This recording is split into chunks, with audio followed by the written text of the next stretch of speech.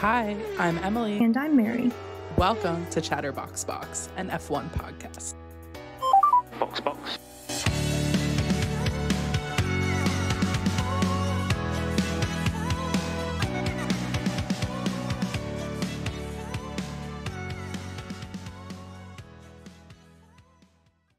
Welcome back, everyone, to Chatterbox Box, where Emily and I chat and giggle about all things F1. Yes, this is our 13th episode. We are so happy to have you all here. We didn't have a race this week, as we all know, so we did something fun. We are on the third series of our book club series with Wrecked by Lauren Asher, which is the third book in the Dirty Air series, and we are so excited to talk about it. I cannot wait. The one thing that I wanted to talk about before we got into our book club, though, is the newest podcast of the Williams team called Team Torque, and that is essentially run by Logan and Alex. And they are just like the cutest little duo, and they ramble a lot, which is like wholesome because that's all I could ever ask for. I wish it was longer so that I could just hear how they think about the world and process all of the things around them. Yeah, I know that this is not a new podcast this week, but it's new to us. We didn't listen to it prior to this week. Trying to get our F1 fix in this week by listening to this podcast.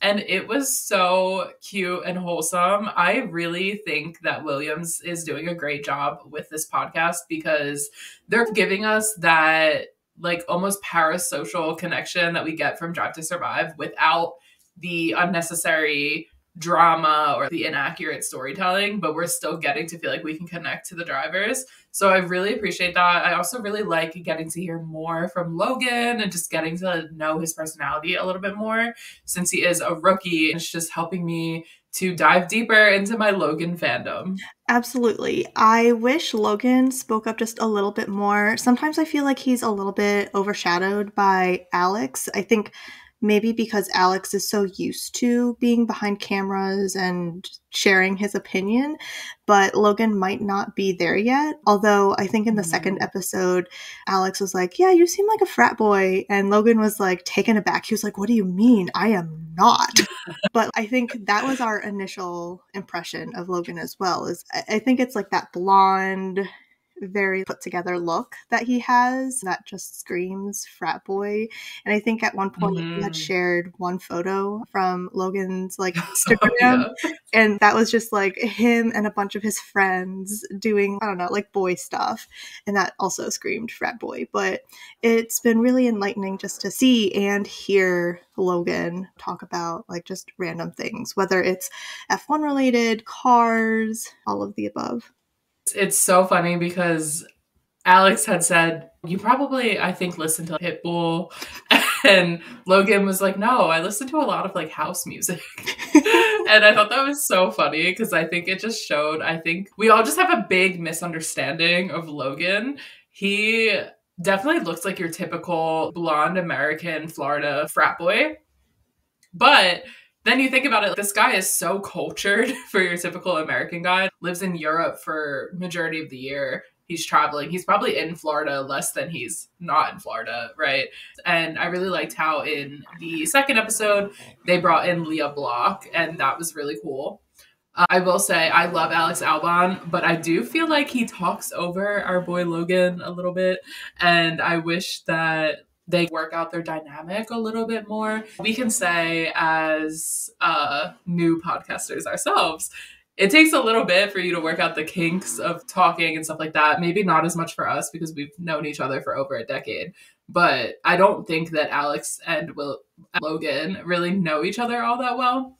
So I think it's going to take them a little bit to get into their groove and into their dynamic and like figure out like who's talking when and whatever. But yeah, really enjoying it so far. Yeah, me too. And I think going back to the second episode with Leah Block being one of the guest speakers, it was just so nice for Logan to include her as well, as much as he did. I know that there were like cue cards for them, but I just felt like that was really refreshing, being able to hear more from Leah and hearing Logan continue to pull her into the conversation rather than just having her sit there. Yeah, for sure. Kudos to Williams for giving us this content. I think we have both said it quite a few times this season, but we are growing to really love Williams. You know that we are James fangirls on this podcast and just really enjoying that team a lot. I feel positively about them and I am hoping to see them do well this season still. Me too. Kudos to Williams. They are doing a fantastic job at being drivers and being part of an F1 team, but also being a little bit more inclusive and allowing their fans to see a little bit more behind the scenes. I also feel like we would not be who we are if we didn't talk about this other moment of the week. We have to talk about the Charles Leclerc audio. Maybe we can attach it, the audio for the podcast version and the video for the YouTube version. I don't know if we're allowed to do that. I don't think it's a copyrighted video, right? No, we'll credit them. Yeah. So it is so funny for those of you who haven't seen it. There's this little kid and he's watching up from above and Charles is like driving by. He's just screaming, Leclerc! like over and over again. And it was truly one of the funniest things I've ever seen. Yo, Leclerc! Leclerc! Leclerc! Leclerc! Charles Leclerc! Charles Leclerc! Leclerc! Leclerc! The content that's coming out after that, all the memes, is so funny. I think Charles responded to it. It was like, sorry, man, I didn't hear you.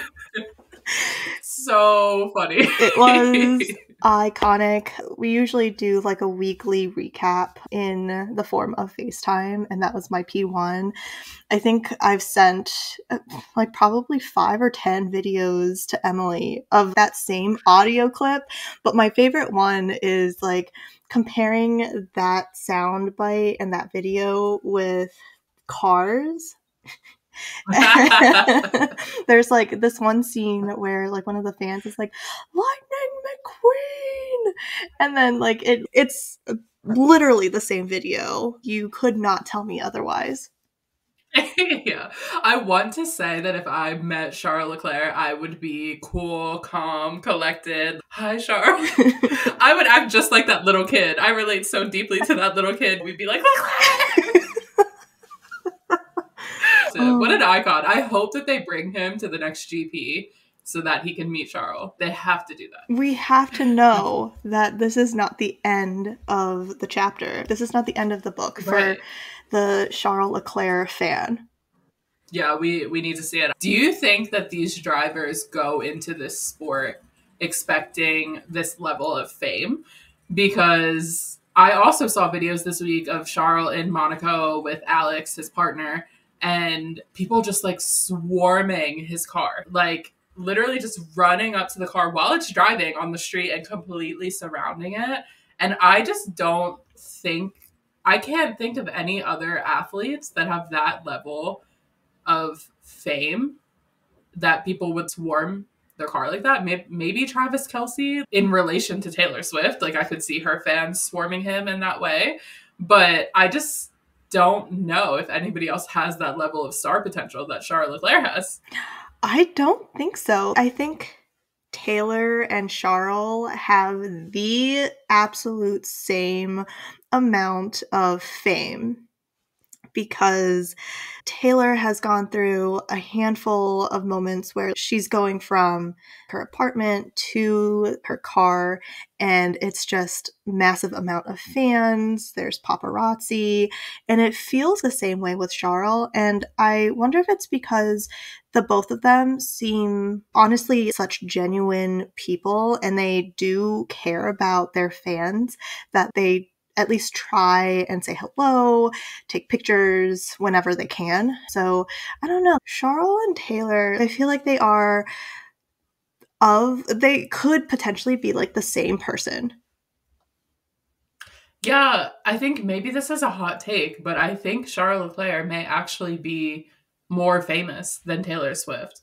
I don't know if he's as much of a household name because I think every single person, especially in the US, knows who Taylor Swift is and can like at least name one of her songs, whereas people who aren't into F1 in America may not know who Charles Leclerc is. But I'm thinking about obviously the global reach that Charles Leclerc has and also the variety of fans because he does have this big like fangirl fan base, but he also has grown men rooting for him and loving him. I'm thinking of the Tifosi and how much they love him. Grown men getting Charles Leclerc tattoos and wearing Charles Leclerc t-shirts and stuff. I don't think we see that for Taylor Swift. I think she tends to be only female fans, and then the girls, the gays, and the theys, and then some occasional boyfriends will like Taylor Swift. But I think Charles Leclerc, everybody loves him. I don't know anyone that doesn't like Charles Leclerc. Honestly, that is so real. Okay, I think that's totally valid. I didn't really think about it in that way, but yeah, like I imagine wherever he goes, like he is going to get some type of fan base like swarming him. I see that. Yeah, because Taylor Swift's fans are fans. Like they love her. But her haters are haters. It's true. The people who don't like her really don't like her. I don't know anyone that doesn't like Charles. Yeah. Yeah, no. I don't know. Food for thought. Tell us what you all think. Does Charles Leclerc have haters? I'm sure there might be like one or two, but not to the extent of Taylor having haters. I can't imagine Charles doing anything wrong. Like his brand is so carefully curated, whether that's with his personal brand or with the Ferrari brand. But Ferrari themselves as a brand, they are extremely well curated to the point where if there's a controversial news story, they try their hardest to stay out of it. Yeah. Was there any other news this week that you were thinking about or that stood out to you? No, I think that's pretty much it. There was one thing that you had asked just before this, which was, do F1 drivers become F1 drivers with the anticipation that they're going to be very popular, almost celebrity status? And I think that's a really good segue into the Wrecked book. Hi, everybody. This is Emily coming to you from the editing room. I just wanted to let you all know that from here on out in the episode, we are going to be discussing the book Wrecked in detail with tons of spoilers. So if you've not finished the book yet, or if you are planning to read the book and care about spoilers, please pause this episode now and come back when you finish. Jax Kingston, the driver of McCoy, does suffer from a little bit of anxiety, and he is not a fan of the press. He's not a fan of the crowds that he gets outside of Formula One. He's one of those drivers that want to get in, drive the car, do his thing, but everything outside of that, he is not into it, mostly because he seems like an introvert. I don't know if I can really say that because he is also known as a partier. Before we jump into our initial takeaways from this reread, I have a synopsis from Lauren Asher, one from Jax's perspective and the second from Elena's perspective. Jax. Pills. Alcohol. Adrenaline. I'm addicted to destructive decisions that numb my pain until one night when I make a catastrophic mistake. To repair my broken reputation, my team hires Elena, an overpaid babysitter, set on ruining my plans. She's my damnation disguised as my salvation and my newest addiction. From Elena's perspective, I begged the universe to save me from my financial disaster. It answered my call with a Formula One team desperate for a PR miracle. One season, one job, one broody British racer. Except that Jax turns our hotel room into a battleground. To beat the enemy, I need to find his weaknesses. What I learn threatens to ruin everything. Him, me, us. Love is a war zone, and neither one of us plans to surrender. Wow, I'm gonna be so for real right now. If I had read the synopsis prior to reading the book, I don't think I would have read it. I don't think I would have read it either. Oh. I'm so glad I just took you and your recommendation for like fact. And I was like, okay, Emily loved it. I'm going to read the whole series. I think my biggest takeaway from the reread is it's a good beach read, but do not, under any circumstance, reread it if you do not have to. Yeah, so I think that this is our take on the whole series. Honestly, this is not a series that's meant to be reread. It's a 4-book series. We will talk about the final book. Don't worry. When I first read this series, I ate this up. I think I read it in a week, probably less than a week, and I loved it. And this is what got me into Formula One. So it holds a really special place in my heart. It's been rough on these rereads, you guys. This one was significantly better experience than the first two, I think. Let's kick it off with, what did we like about this book? This is my like and dislike. I do have a love-hate relationship with this book a lot because I tend to get pretty conflicted. I do enjoy that this book goes into some of the more difficult topics of what it means to be under a lot of pressure, as well as being a celebrity, drug use, drug addiction, the mental health that is required to be in a good state of mind. So there's a lot of good, I think, discussion behind mental health and just being a good steward of not relying on drug recreation to hide behind your stresses and your worries. And I think you see that throughout the book. And it wasn't just a quick topic that is addressed and like brushed under the rug. Yeah, I think that their portrayal of mental health in this book and trauma is really good. For people who have not read, Jax has pretty severe anxiety, and he, at the beginning of the book, is taking Xanax, which is more of a controlled substance in the UK. So he's getting it prescribed through an American doctor. He's very averse to traditional talk therapy, is mostly just relying on Xanax, and then he is drinking along with his Xanax. The combination of those two is very dangerous and often puts him in bad situations where he has like complete loss of control over his thoughts and his body. And so he gets himself into a situation where he is just completely blackout at a club and does all these things that really ruins his reputation and makes his team look bad. And that's why they bring in Elena. And then Elena has her own mental health issues as well. She had a really traumatic incident happen when she was 12.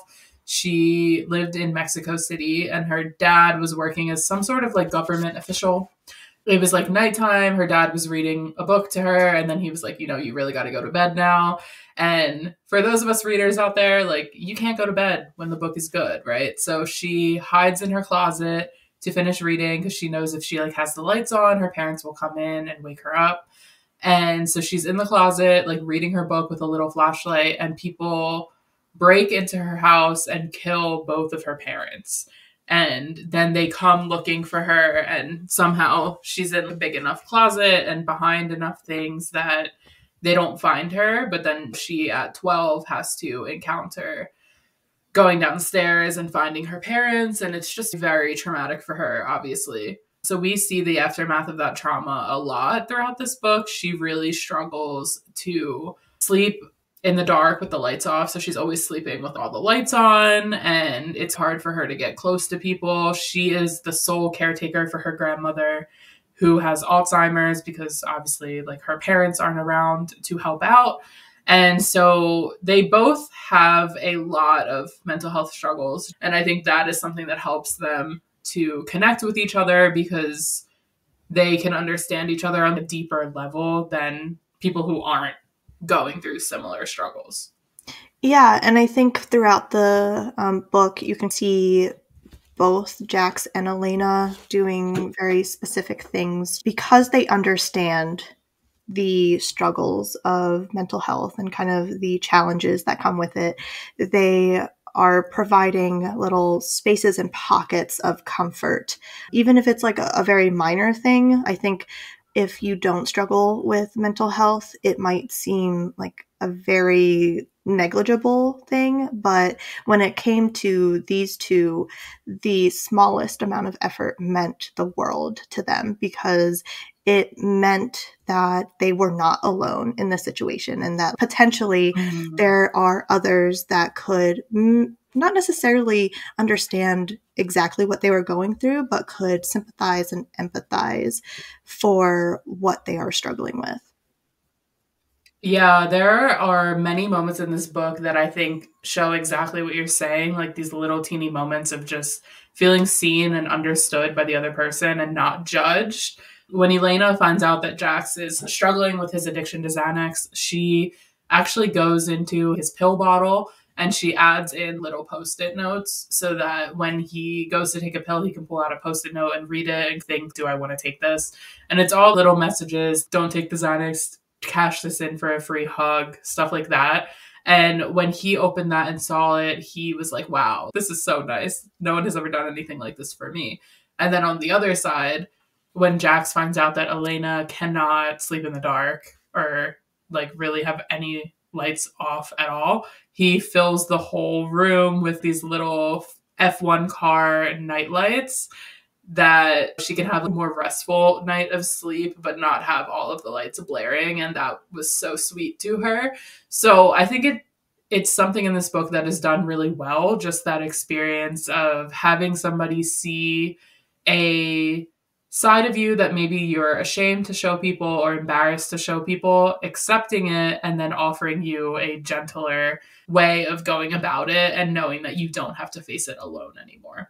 Yeah, absolutely. And this is kind of part of my conflict with the book too, and maybe with the entire series as a whole, is that it is so traumatic. I remember, I think, not even 3% or 5% into the book, one of my comments was like, why the heck are these like books so tragic, like a Disney movie, where in the Disney movies there's like this like preface that the main character loses their parents in order to go through some life-changing experience and to learn from their trauma and their tragedy. I think while it's important to talk through these things, I just feel like all of the F1 drivers in the Dirty Air series is just going through like all sorts of struggles that don't really need to be there necessarily. But if I were a part of the Dirty Air series, I don't know if I would want to date any of these men because they're all, I don't know, they just have such a tragic backstory. I think we are looking at these books with a more critical eye this second time around because we're not just reading it straight on vibes. So I'm not usually somebody who reads books with a critical eye, like I'm a book critic. I usually just read it, enjoy it, and put it away. But because this is the second time reading it, I'm looking at it with a bit more of like a magnifying glass, like really paying attention. And I think something that doesn't sit right with me in this book is the need to have a tragic backstory in order to give the characters depth, but somehow they're still falling really flat. Despite having these really tragic backstories and these layers of trauma and mental health, they're still somehow like very one-dimensional characters. Maybe two-dimensional, right? Because we have Jax, who is playboy, rich, F1 driver, and also like severely dealing with mental health issues. But that's it. That's the only aspects of his personality. And then we have Elena, who is hardworking, ambitious, really reliable person, but also has like a really traumatic experience with grief and loss. And that those are the two aspects of her personality. I think it seems to be really hard to have more fleshed out, rounded characters. It is very similar to Disney movies, how every single main character has this like traumatic backstory with usually the death of their parents. And that is what is to give them dimension, but then they're just not really multifaceted. So I definitely see where you're coming from with that, and I think I share that criticism as well. Yeah, and I think Lauren Asher does try to be a little bit more nuanced. We know that Jax plays the piano and he loves playing the piano with his mom, but there's not enough there's just not enough references behind that to be like fully part of his personality and who he is as a person. You only see it maybe 3 times in the book, and it just seems a little bit out of place. We don't hear that he loves to listen to these pieces of music when he's preparing for the race or anything like that. And similarly with Elena, she loves to collect snow globes, which is really awesome. I think every snow globe that she collects, there is a story behind it on why it is like special to her, and she usually buys snow globes like a milestone in her life.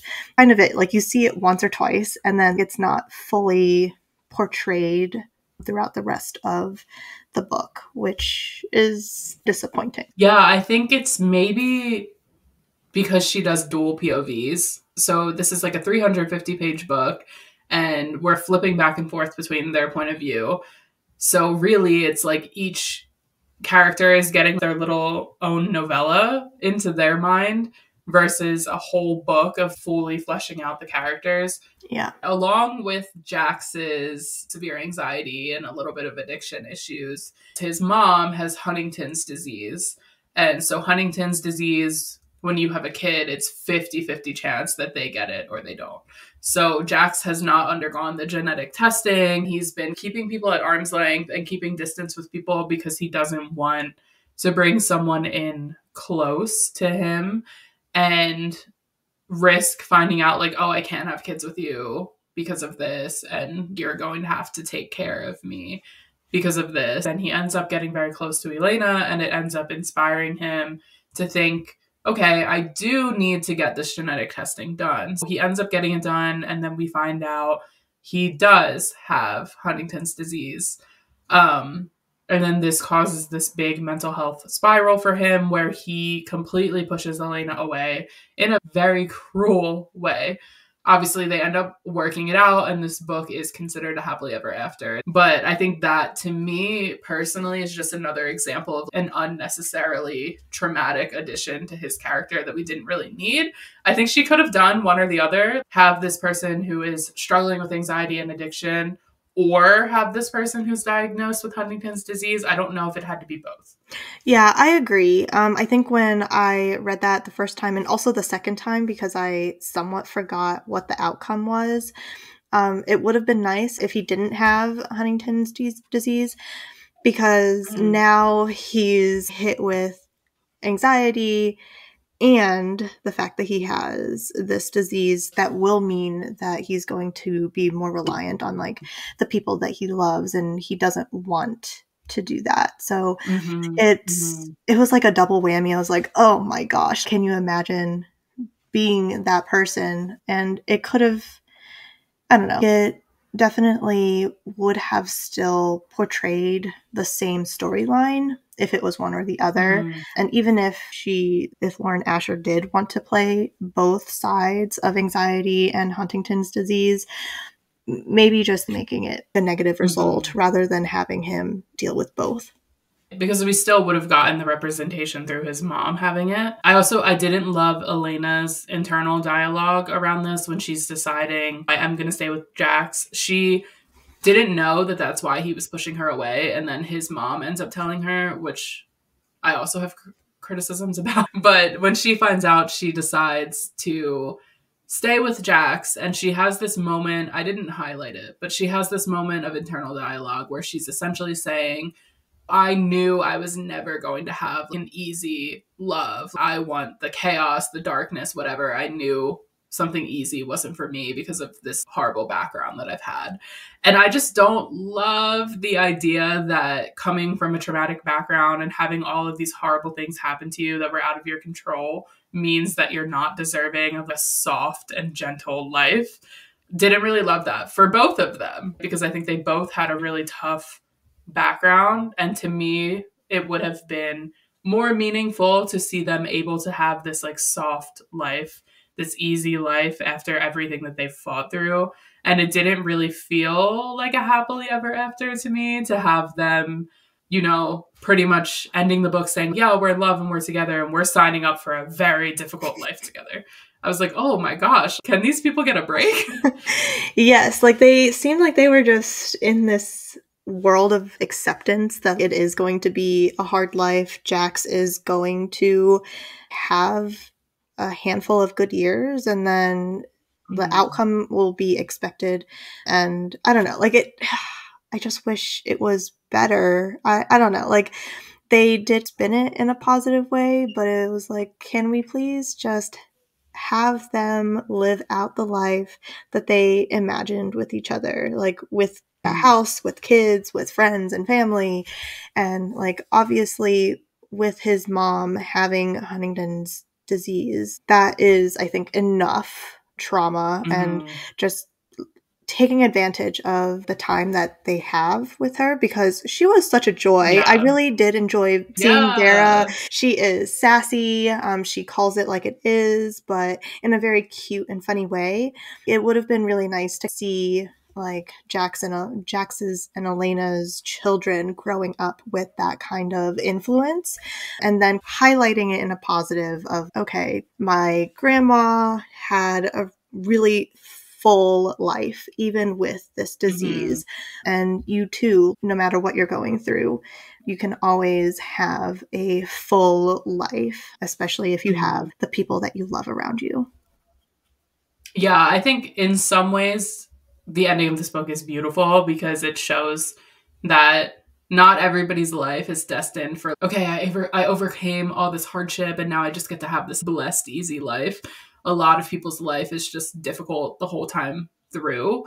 But I read to get away from that idea, you know, like I read to see people having this fairy tale. So it was hard for me, but I do see the beauty in knowing like someone is willing to accept you despite knowing that they're signing up for a really difficult future, and that they love you anyway and they don't see it as a sacrifice, I think was probably very healing for a lot of people to read. So I don't want to discount that at all. For sure. But I think one of my like other criticisms is like there was just so much trauma, like every direction that you looked in. There was one scene where Elena sets up the Make-A-Wish Foundation. She set up Jax with this fan named Caleb, and they spend a couple of days together doing like the track situation, taking care of a dance and like all of the DJs and stuff. And then Caleb is able to talk to Jax like every single week right before the race. I thought that was like cute, but it was just like every single page that you like turn, there's like this other traumatic, very deep situation. And I was like, okay, like I had worried about Jax's mom, like something happening to her. And then I was worried about Jax. And then I was worried about Caleb. And then also Elena's abuela. I was like, please, I don't want anything bad to happen to any of these people during this read. Yeah, I loved the addition of Caleb. I really enjoyed him as a character. I thought he brought so much light and joy, and he was a teenager, so he had this fun adolescent sassiness. But I agree with you that they didn't have to add in this really terminally ill kid, right? Because then I'm on the edge of my seat, like, is he gonna die? It was just another element of this criticism that we have over the whole book of like, why does everybody have to have this extremely tragic, difficult backstory? There's no characters that don't have this going on in this book, because we even have Elena's best friend, Elias, is also an F1 driver. He is Jax's new teammate now that Liam left. And Elias is secretly gay, doesn't want to come out. So we also have this layer of thinking about the homophobia in the F1 world. It almost felt gimmicky. It just felt that maybe she meaning the author got like a criticism from her editor or something, that her characters were lacking depth, and she was like, okay, so that teen boy they connected with, what if we give him cancer? And then the best friend, what if we make him like battling the homophobia in the F1 world? That's just my general criticism of just her character writing in general. I don't know if I would recommend this as a beach read. I think it's a little bit heavier than that. I think the first 2 books a lot lighter than this one. There were like maybe a couple of moments where I giggled, but it wasn't necessarily because of the characters. One quote that I highlighted was from Jax, which he said, "Ouch, you'll be kissing my boots once I'm knighted." And this was really funny to me because Lewis is knighted. So you can start seeing the parallels between Jax Kingston and Lewis Hamilton. And I think there's like another reference where they said something about the McCoy Z wagon. And then there's like a Mercedes G wagon. And I'm like, okay, there's definitely like a whole kind of reference here. But it wasn't necessarily because of the context or the characters. It was just me pulling out these references there that I was like, oh yeah, so this is definitely a cute little fan fiction for Lewis. In case we didn't say it clearly before, Lewis is very much obviously the inspiration for Jax. Jax is described as being mixed, having a lot of tattoos, being from London, being like the bad boy driver. It's very obvious. And then there definitely are some clear like little wink wink nudge nudge moments of, hey, this is supposed to be Lewis Hamilton. One that I caught, this is so niche, okay? This is like deep in the Lewis lore.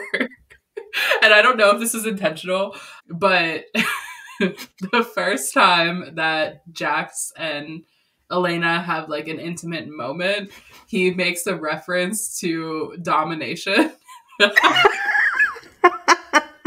And if you know the Lewis musical alter ego XNDA in his song Pipe with Christina Aguilera, there's a line where he says, "I'm gonna show you domination." And I was like, is she referencing Pipe or am I looking too much into that? I feel like that was a good reference. I think I completely missed that. I think that could have been me just looking way too much into it, but I was giggling still. That is a good one. Speaking about tattoos, not to get a little bit off track, but do you have any tattoos or do you want another tattoo in the near future? Oh, I have 7 tattoos and I want probably 10. Probably more than 10, let's be real. 10 more or 10 total? Like 10 total, but probably more 15. I don't know. But I would love to save my 8th tattoo for when Lewis wins his 8th World Drivers' Championship, because I know it's coming. I'd probably just get a little 8. Cute. I have not gotten a tattoo yet. It's not that I'm opposed to it. It's that I am indecisive as all heck. And I'm just not sure what I want as my first tattoo. I don't necessarily want it to be like super meaningful, but I want it to be like, oh yeah, this is my first tattoo and I got it because of X, Y, and Z. It could be something really stupid, nothing deep. But I was talking to one of my mentors, I think 2 weeks ago, and I was like, yeah, I haven't really jumped the gun yet. And she has, I think, a lot of tattoos as well. And she's, I know you're afraid of needles, but if it makes you feel better, it doesn't really feel like needles. It's more like a dull, hot knife dragging across your skin. And I'm like,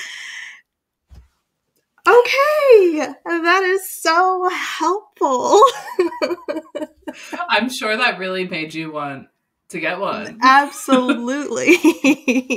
Yes. But I think now I'm convinced that for my first tattoo, it has to be Formula One related. I don't know if I want like a whole race car or whatever, but like a cute little nod. I know folks in our Discord group have gotten a little croissant and a little chili pepper for Oscar and Carlos. And I was like, oh, that's cute. I could do something like that for sure. One of my tattoos is F1 inspired. I have some butterflies but I got them in mind with the Daniel Ricciardo Butterflies quote where he is talking about advice to new F1 drivers, and he's saying, enjoy the butterflies, enjoy being naive. That whole quote I really love. And I heard it in a time where I was embarking in a new journey in my life, so it really stood out to me. So it's like F1 inspired-ish. Yeah, cute. I think the other question I have is, if you could meet anyone on the grid now and talk to them on a weekly basis, similar to Caleb, who would it be? Lewis Hamilton. Am I surprised? Who would you talk to? Charles Leclerc? No. Yes. Yes. I would love to talk to Charles on a weekly basis. And I think not even like romantically, just like I would just want to hear what his thoughts are, like before the race, or if he has new music lined up, things like that. Because I think he is just like a really swell guy. Yeah, I feel like Lewis would just give me some extremely motivational paragraph like every day. I would love that for you. It would be great. It would really get me going. But I also would love to talk to some of the rookies. I think it would be fun to talk to Logan or Oscar. I also would love to talk to George, because I think George would just give us the gossip. Yes. Okay. Yeah. There's definitely more than one driver that we would love to talk to, just because I think in general we're just fans of F1 and the drivers, especially as we get to know like a different side of them, which is why we love Team Torque. But yeah, it's hard to narrow it down to one driver. Definitely hard. Cool. Are there any other thoughts that you have about Wrecked, Lauren Asher?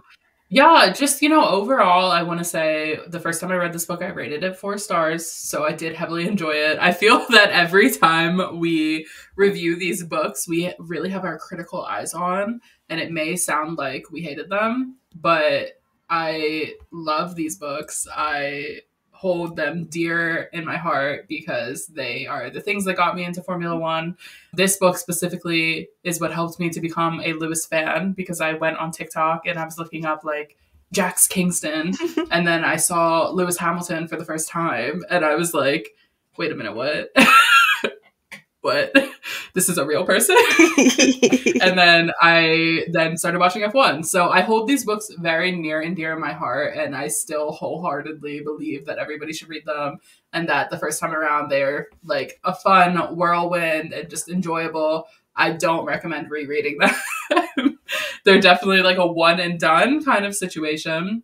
I think we're looking forward to wrapping up the Dirty Air series, and hopefully the next book that we do is going to be one that we both haven't read before, and you all will get to see a little bit different of a vibe from us, like a new, fresh perspective versus going back with a more critical eye because we've already read it. Yeah, absolutely. I think I rated Wrecked 3 stars the last time, and it still stays 3 stars. It's a generally good read. I didn't hate it, but I didn't quite love it. It was just kind of part of a series that really made me enjoy seeing the drivers in another light.